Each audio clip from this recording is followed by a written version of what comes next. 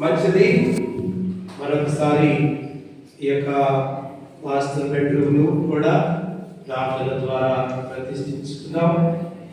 వాస్తవానికి ఏర్పాటు చేసుకోవాలి, నాకేం తెలియలేదంటే అన్నాడు. పరిశుద్ధమైన తండ్రి, ప్రేమ గల యేసయ్య, మరొకసారి నీ బిడ్డలు నాయనా వాళ్ళకు ప్రేమించినటువంటి ఈ శ్రేష్టమైనటువంటి నూతన గృహాన్ని బట్టి నీకు స్తుతులు చెల్లిస్తున్నా. ప్రత్యేకంగా నీ బిడ్డలు నాయనా వారి వృత్తులలో వారి పనుల్లో వాళ్ళంతా నాయనా కష్టపడి సాయంకాలానికి సేద తీర్చుకోవలసినటువంటి నాయనా విశ్రమించవలసినటువంటి ఆయన విశ్రాంతిని పొందుకోవలసినటువంటి యొక్క శ్రేష్టమైన అడక గదిని బట్టి మీకు కృతజ్ఞతలు చెల్లిస్తున్నా. శ్రేష్టమైనటువంటి సుఖమైన నిద్ర, సుఖమైన మెలకు ఇక్కడ కలిగి ఆయన శ్రేష్టమైనటువంటి నిన్ను ఆయన కరణ ద్వారా, దర్శనముల ద్వారా నేను స్మరిస్తూ నీ నామ స్మరణ ద్వారా నేను గొప్ప చేయడానికి మీరే చూపించండి తండ్రి.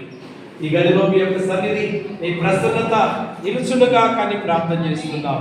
నిత్యమైనటువంటి మీ సహాయమును, మీ కరుణను, మీ కటాక్షమును ఆయన నీ బిడ్డలకు అందించి ఈ గృహములో నిత్యమైనటువంటి విశ్రాంతి నిలయముగా శ్రేష్టమైన ఆశీర్వాదకరమైనటువంటి పడక గదిగా మీరు మార్చి ఈ దీవెనలు దయచేయమని యేసు నామములో ప్రార్థన చేస్తున్నాను పరమ తండ్రి, ఆమేన్.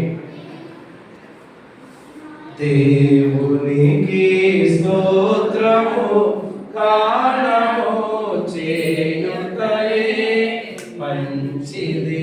అట్లా లోపలికి రండి. గానము చేయుటయే మంచిది, పిల్లలను ఆశీర్వదించి వెనక వాళ్ళు వచ్చేటారు వెళ్ళరండి. పెట్టి అనిపించారు, నేనే పెట్టింది.